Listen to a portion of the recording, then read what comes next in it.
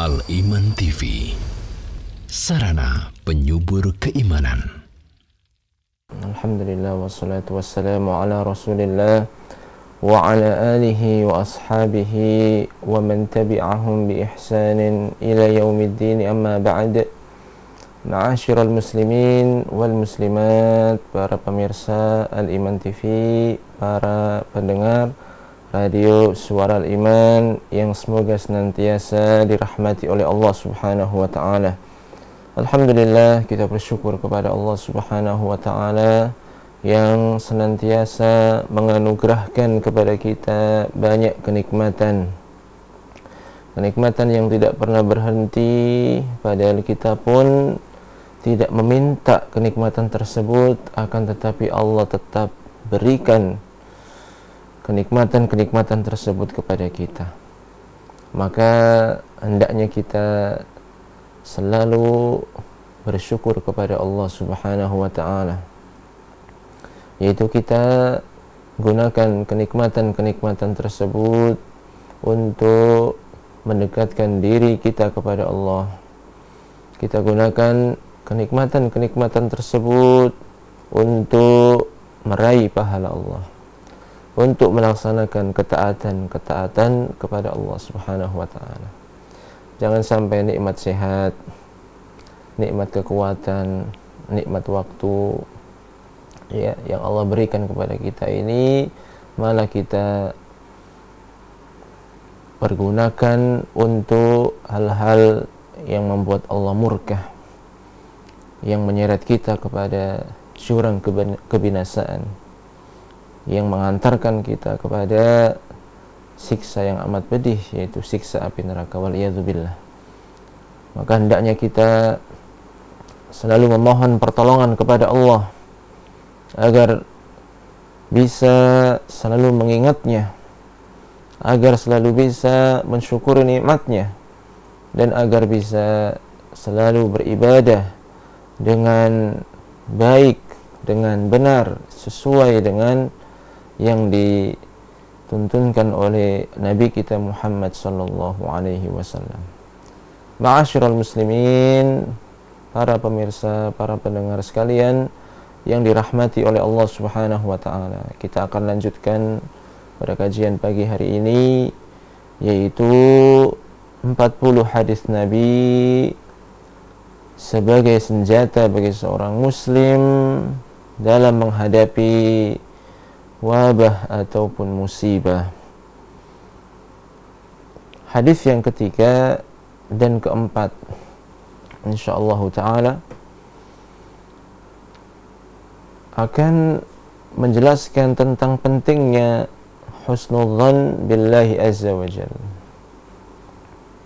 Jadi yang akan kita bahas adalah tentang berbaik sangka kepada Allah Subhanahu wa taala. Husnudzan kepada Allah Subhanahu wa taala.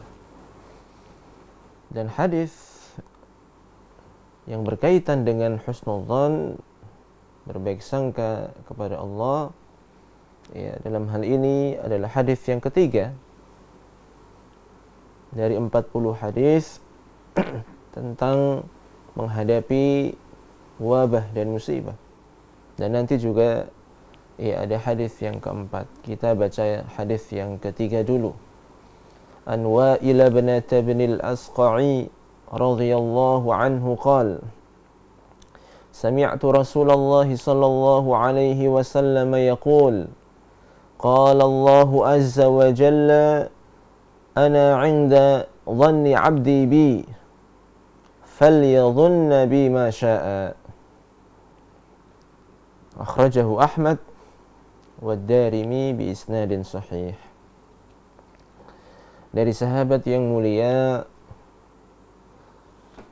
Wathilah, ya, dari sahabat yang mulia Wathilah ibn al-Asqa, ya, an Wathilah bin al-Asqa, dari sahabat Wathilah ibn al-Asqa radhiyallahu anhu, beliau berkata, aku mendengar Rasulullah sallallahu alaihi wasallam bersabda bahwasanya Allah Subhanahu wa taala, Allah Azza wa Jal berfirman, "Ana 'inda dhanni 'abdi bi." Aku sesuai persangkaan hambaku kepadaku. Falyadhunna bima syaa. Maka hendaknya hambaku tersebut berprasangka kepadaku sesuka dia, sekehendak dia. Jadi Allah Subhanahu wa taala berfirman bahwasanya Allah Subhanahu wa taala itu sesuai dengan persangkaan hambanya kepadanya. Maka berprasangkalah kepada Allah sesuai apa yang dia kehendaki. Maka hadis yang mulia ini memberikan penjelasan kepada kita bahwasannya seorang hamba akan mendapatkan apa yang dia sangkakan kepada Allah Subhanahu wa taala. Seorang hamba dia mendapatkan sesuai dengan apa yang dia sangkakan kepada Allah Subhanahu wa taala. Sekiranya seorang hamba tersebut dia berbaik sangka kepada Allah, sekiranya seorang hamba tersebut dia memiliki persangkaan yang baik kepada Allah Subhanahu wa taala, bahwasanya Allah akan menghendaki kebaikan ketika mentakdirkan aku dengan takdir seperti ini, maka seseorang yang dia itu memiliki persangkaan yang baik kepada Allah, sana'a bihi khairan, Allah pun akan memberikan kebaikan kepada orang tersebut sesuai dengan apa yang dia persangkakan kepada Allah, yaitu persangkaan yang baik. Jadi kalau kita seumpama kita terkena musibah, lalu kita berbaik sangka kepada Allah, Allah pasti menghendaki kebaikan untukku dalam musibah yang menimpa diriku ini, maka Allah akan sana'a bihi khairah. Allah akan berikan kebaikan. Allah akan limpahkan kebaikan kepada orang tersebut yang telah berbaik sangka kepada Allah meskipun dalam hal-hal yang sulit. Tapi Allah akan kasih hal-hal yang baik bagi hamba tersebut. Subhanallah. Makanya dalam hadis ini, dalam hadis qudsi, falyadhunna bima syaa. Hendaknya seorang hamba itu dia bersangka kepadaku sesuka dia, sekehendak dia. Maksudnya di sini kalau seorang muslim, maka dia akan berusaha untuk bersangka yang baik, memiliki persangkaan yang baik atas apa yang Allah takdirkan kepadanya, atas apa-apa yang menimpa dia. Seorang muslim pasti akan berusaha untuk berprasangka yang baik, sehingga apa? Sehingga Allah pun akan memberikan kebaikan kepada hamba tersebut. Wa in dhanna annahu arada bihi ghaira dzalika sana'a bihi ala hasabi dhannihi. Kalau seorang hamba itu ternyata dia bersangka selain dengan sangka yang baik, maka dia pun akan mendapatkan sesuai dengan apa yang dia persangkakan kepada Allah. Maka hadis ini memberikan motivasi kepada kita sekalian, para pemirsa dan para pendengar. Hendaknya kita bersangka kepada Allah dengan persangkaan yang baik. Hendaknya kita berhusnudzon kepada Allah. Kalau kita berhusnudzon kepada Allah, maka tidaklah Allah akan memberikan kepada kita kecuali kebaikan dan kebaikan. Tapi kalau dari awal kita sudah berburuk sangka, ada kejadian ini kita berburuk sangka kepada Allah, ada kejadian ini kita berburuk sangka kepada Allah, kemudian ada kejadian lagi kita berburuk sangka kepada Allah, maka apa yang kita dapatkan? Kita akan mendapatkan apa yang kita sangkakan kepada Allah. Waliyadzubillah. Ya, waliyadzubillah. Maka ya, seorang muslim ketika membaca hadis yang mulia ini, maka dia tidak akan pernah sedih, dia tidak akan pernah susah, karena dengan sangkaan dia yang baik, karena dia ketika berhusnudzon, berbaik sangka kepada Allah, maka Allah akan menganugerahkan kebaikan pada dirinya. Ya. Di antara faedah yang bisa kita ambil dari hadis yang mulia ini, yang pertama adalah barang siapa yang bersandar kepada Allah, barang siapa yang yakin dengan janji Allah, barang siapa yang takut akan ancaman Allah, dan barang siapa yang benar-benar memiliki semangat untuk mendapatkan pahala Allah, maka Allah akan kasih hamba tersebut apabila dia meminta. Allah akan mengijabahi apabila dia berdoa. Dan Allah akan melindungi dia dari kejelekan-kejelekan, dari bala ataupun mara bahaya. Karena dia bersandar hanya kepada Allah. Ya, bersandar. Dia yakin akan janji Allah. Dia takut akan ancaman Allah. Kemudian dia pun sangat semangat untuk mengejar pahala yang disediakan oleh Allah Subhanahu wa taala. Jadi hatinya benar-benar yaitu terpaut kepada Allah. Hatinya benar-benar kembali kepada Allah Subhanahu wa taala. Maka orang yang seperti ini ketika dia meminta akan dikasih oleh Allah. Karena hatinya benar-benar murni hanya kepada Allah. Hatinya benar-benar tertuju hanya kepada Allah. Dan ketika dia berdoa, dia pun akan diijabahi doanya. Ya, karena benar-benar ikhlas, benar-benar murni. Hatinya benar-benar bergantung. Hatinya benar-benar memiliki persangkaan yang baik hanya kepada Allah. Dan Allah pun akan melindungi dia dari segala macam kejelekan dan keburukan.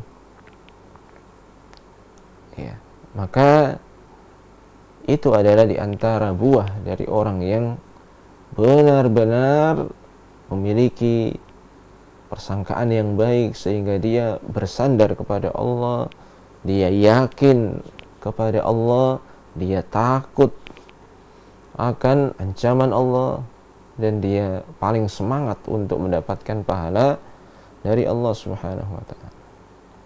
Yang kedua,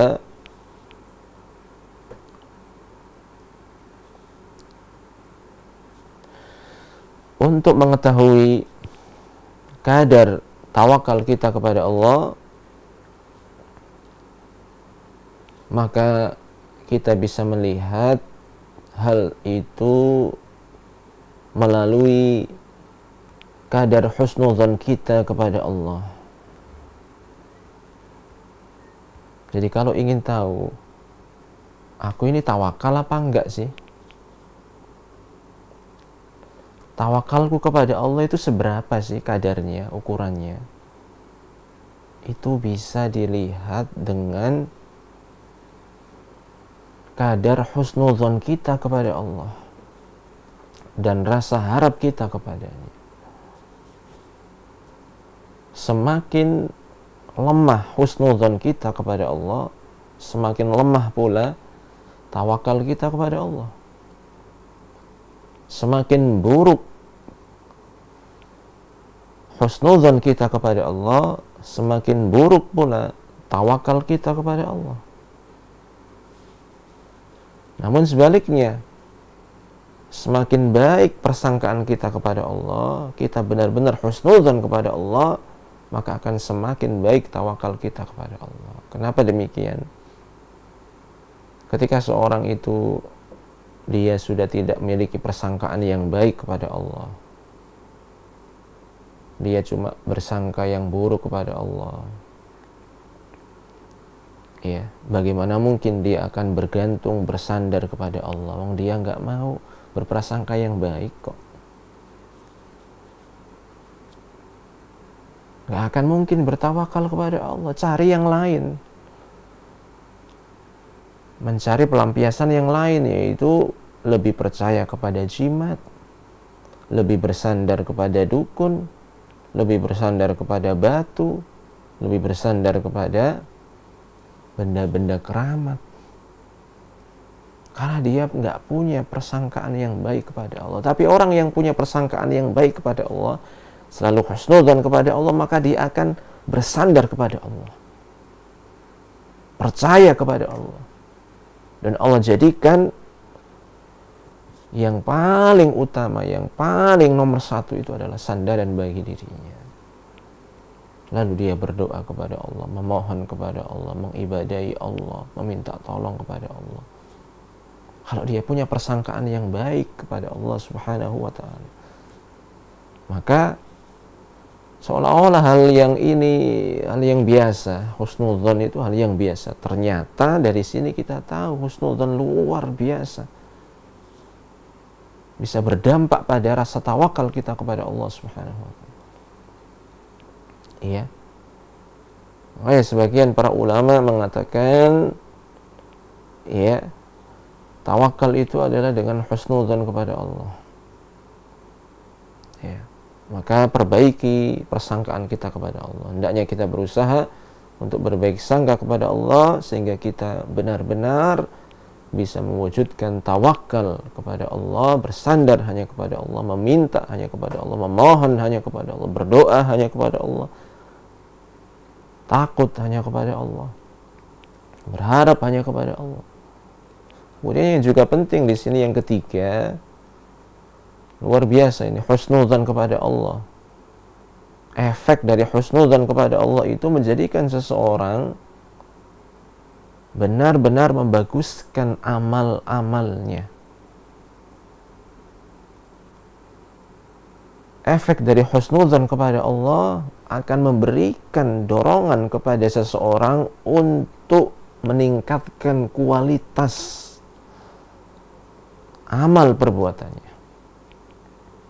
Jadi kalau beramal nggak setengah-setengah, beramal yang baik. Dia berbaik sangka kepada Allah. Allah menjanjikan banyak keutamaan dan balasan bagi orang yang melakukan amalan ini, amalan itu, amalan. Banyak sekali dijelaskan dalam dalil-dalil Quran dan Sunnah tentang keutamaan-keutamaan tauhid, keutamaan sholat, keutamaan zakat, keutamaan amal-amal ibadah yang lainnya. Nah, kalau seorang berprasangka baik kepada Allah, maka dia akan benar-benar berusaha untuk beramal dengan sebagus mungkin. Ya, tidak hanya sekedar sholat, Allahu Akbar, sami Allahu liman hamidah. Kemudian selesai, gugur kewajiban. Tapi dia berusaha agar sholatnya ini benar-benar sholat yang sempurna. Karena dia yakin bahwasannya ketika dia melakukan sholat dengan yang sempurna, kualitasnya bagus, Allah akan balas setiap amalan hambanya. Jika baik maka dibalas baik.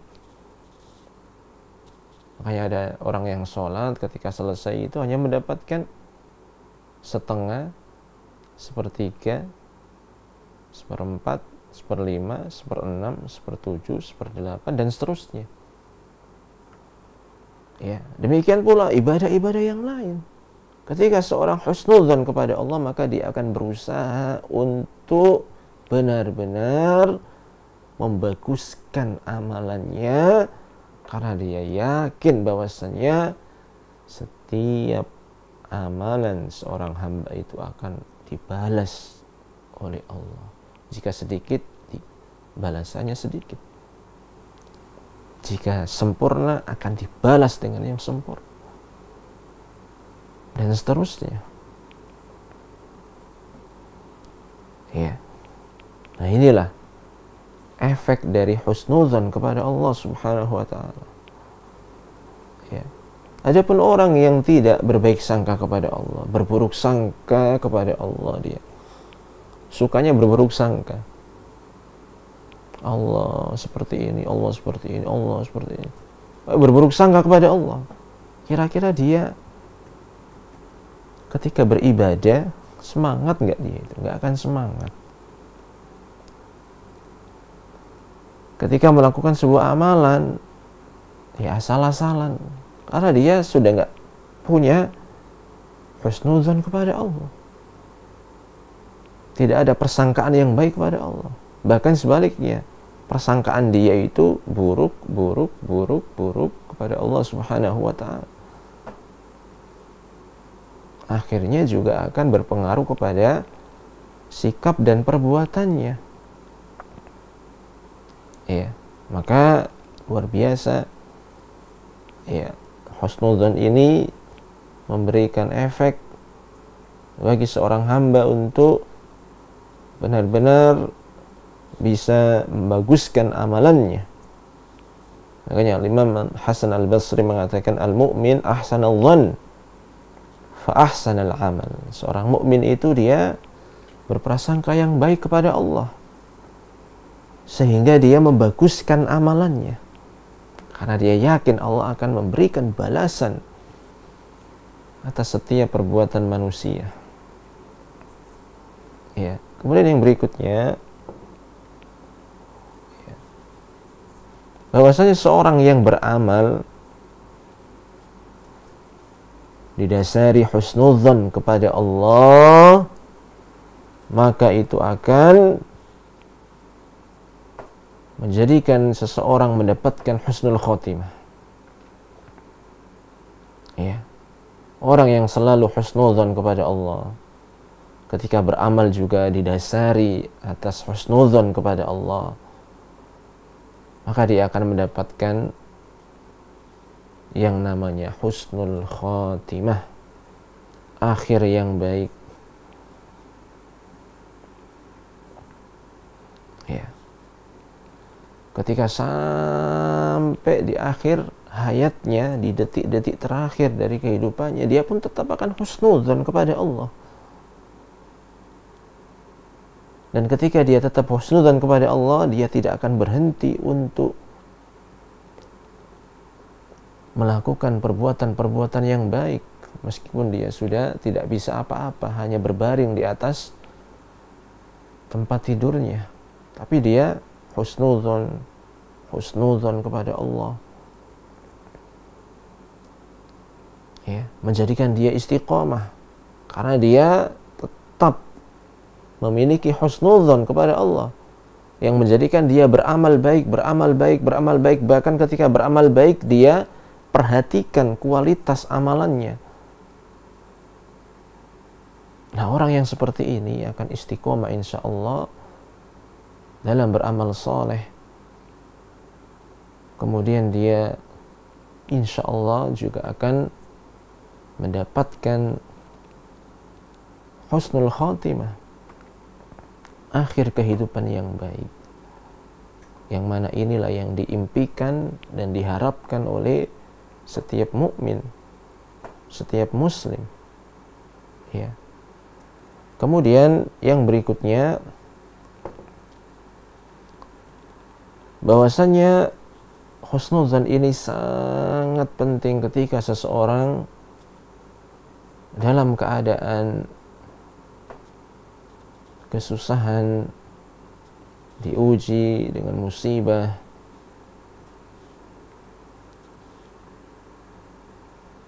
diuji dengan cobaan-cobaan. Ya, ini sangat-sangat penting, yaitu apa? Harus ada husnuzan kepada Allah Subhanahu wa ta'ala. Tidak bisa dibayangkan ya, ketika orang dapat musibah itu kan hidupnya pasti nggak enak. Ya, hidupnya pasti susah. Kalau ditambah dengan suudzon kepada Allah, kalau ditambah dengan berburuk sangka kepada Allah, hidupnya semakin susah. Kesusahan di atas kesusahan, musibah di atas musibah. Sudah kena musibah nggak enak, malah suudzon kepada Allah. Apa nggak musibah juga seperti itu? Ya, makanya ketika menghadapi musibah, menghadapi bala, menghadapi wabah, di antara hal yang sangat penting untuk dilakukan oleh seorang hamba adalah husnudzan kepada Allah, berbaik sangka kepada Allah. Ya. Sehingga apa? Sehingga dia bisa tenang, tidak gelisah, tidak panik, tidak putus asa, tidak mengucapkan ucapan-ucapan yang tercela, yang dimurkai oleh Allah Subhanahu wa ta'ala. Ya, maka luar biasa husnudzon ini di saat-saat yang berat, ya, di saat-saat terkena musibah, maka dengan husnudzon ini sebagai obat yang menyejukkan jiwa kita. Karena keyakinan yang tertanam dalam diri seorang hamba tersebut bahwasanya Allah akan memberikan kebaikan-kebaikan dalam musibah yang sedang dia hadapi ini. Luar biasa, ya.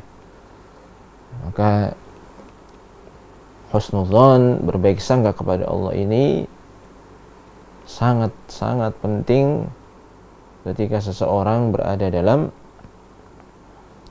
yaitu keadaan-keadaan yang genting, keadaan-keadaan yang susah, ataupun ketika mendapatkan musibah.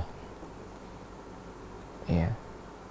Nah, kemudian hadis yang keempat dari sahabat Nabi an Jabir radhiyallahu anhu qala sami'tu an-nabiy sallallahu alaihi wasallam qabla wafatihi bi thalathin yaqul la yamutanna ahadukum illa wa huwa yuhsinu billahi adh-dhann. Akhrajahu Muslim.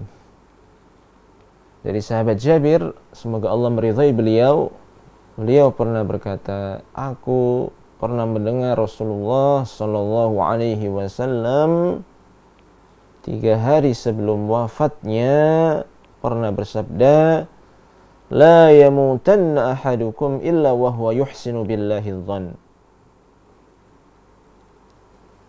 Janganlah salah seorang di antara kalian meninggal kecuali dia dalam keadaan berbaik sangka kepada Allah Subhanahu wa ta'ala. Janganlah seseorang di antara kalian meninggal kecuali dia dalam keadaan husnudzan kepada Allah Subhanahu wa taala.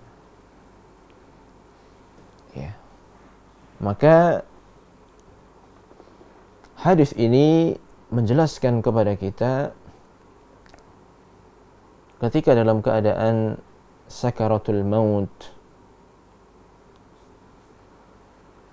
seseorang mempersiapkan dirinya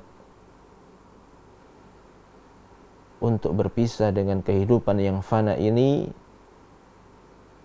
lalu berpindah kepada kehidupan yang kekal. Dan dalam kondisi tersebut, maka Nabi kita Muhammad sallallahu alaihi wasallam membimbing kita agar kita husnudzon kepada Allah Subhanahu wa taala.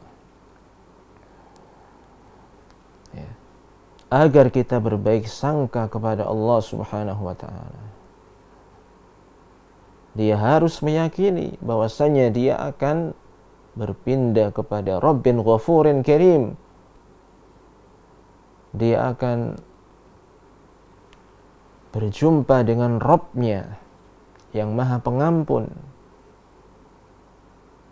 yang Maha Mulia.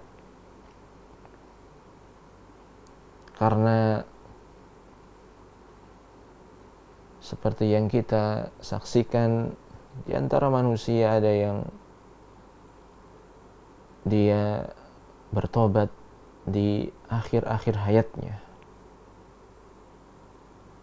Dia kembali kepada Allah. Dia tersadar untuk memperbaiki dirinya di sisa-sisa umurnya. Padahal orang tersebut ketika melihat waktu-waktu yang sebelumnya dia habiskan dalam banyak kemaksiatan, perbuatan dosa. Nah, keadaan seperti ini biasanya seseorang itu dihantui.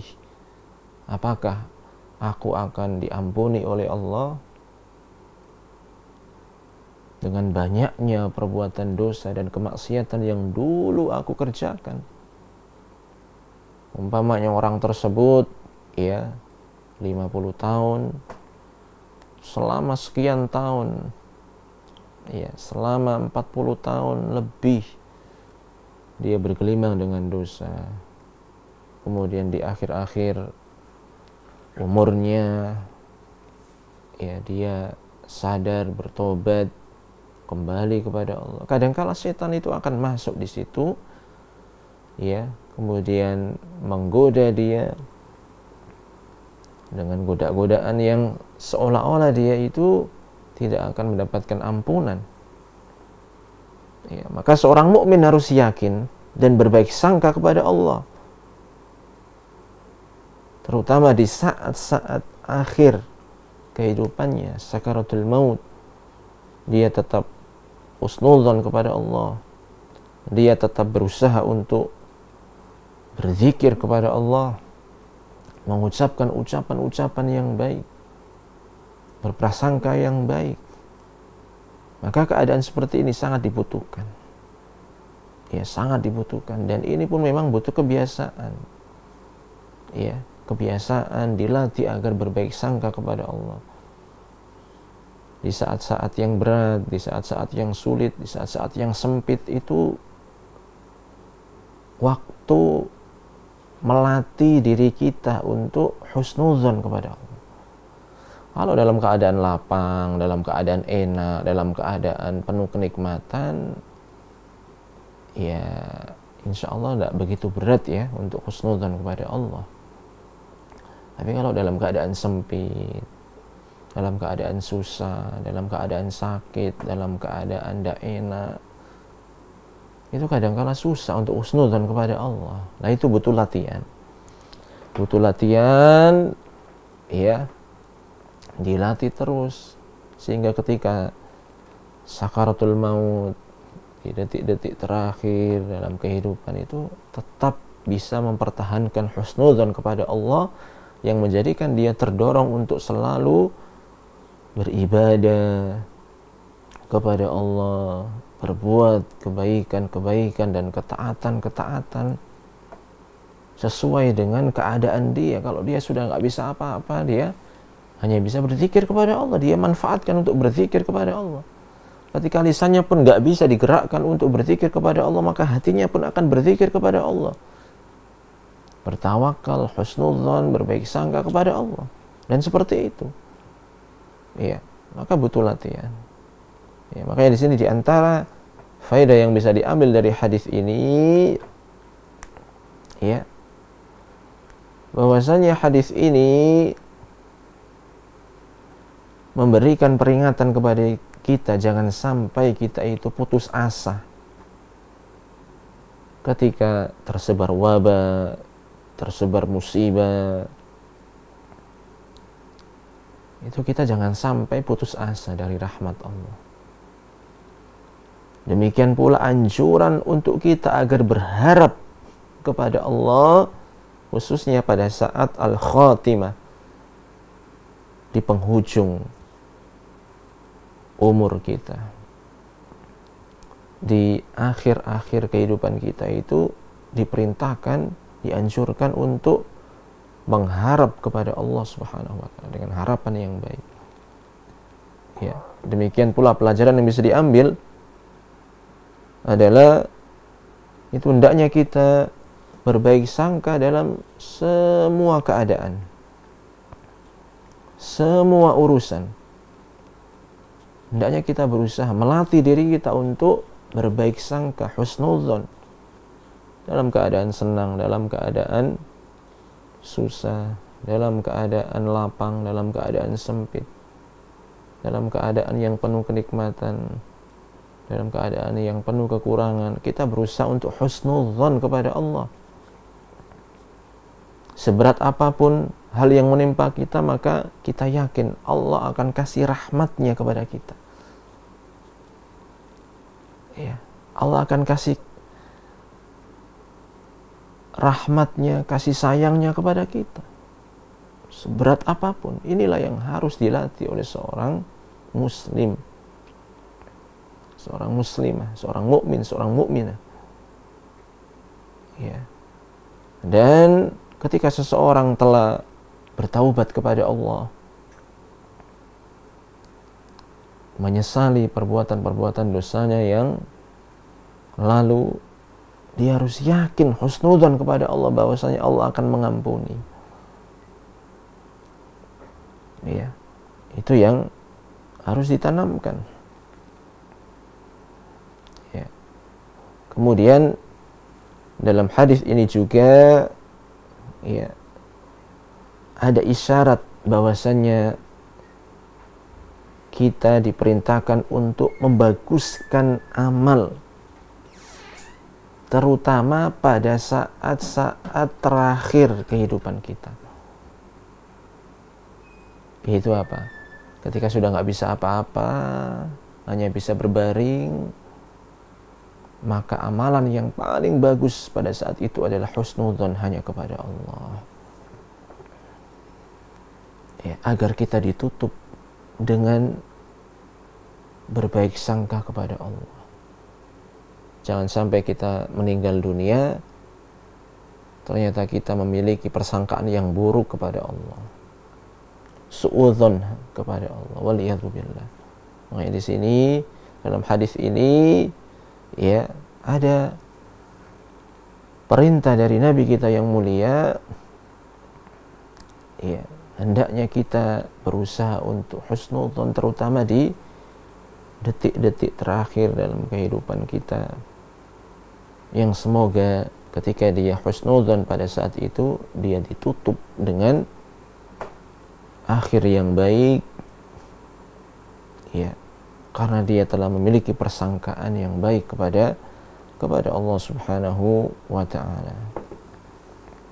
Dan yang terakhir, ya, bahwasanya husnudzon ini akan menimbulkan hal-hal yang baik, ya, ketenangan dalam diri seseorang, ketentraman pada diri seseorang. Apapun takdir yang Allah tetapkan baginya, maka dia akan tenang. Ya, maka dia akan tenang karena dia husnudzon, berbaik sangka hanya kepada Allah Subhanahu wa taala. Karena Allah itu maha baik. Allah itu maha hakim, maha bijaksana. Allah itu maha tahu mana yang terbaik bagi hambanya. Allah itu maha lembut. Ya. Dan banyak sekali nama-nama Allah yang mulia, sifat-sifat Allah yang luar biasa mulianya. Itu menjadikan kita tetap husnudzon kepada Allah Subhanahu wa taala dalam setiap kondisi dan keadaan. Ini yang bisa kita pelajari pada kesempatan pagi yang baik ini. Ya, hadis yang ketiga dan keempat yang menjelaskan tentang husnudzon kepada Allah, berbaik sangka kepada Allah Subhanahu wa taala, dari antara senjata yang amat penting bagi seorang muslim dalam menghadapi musibah, dalam menghadapi wabah. Wallahu taala a'lam bissawab. Dukung channel kami dengan like, subscribe, dan aktifkan notifikasi agar kamu tidak ketinggalan video-video menarik lainnya.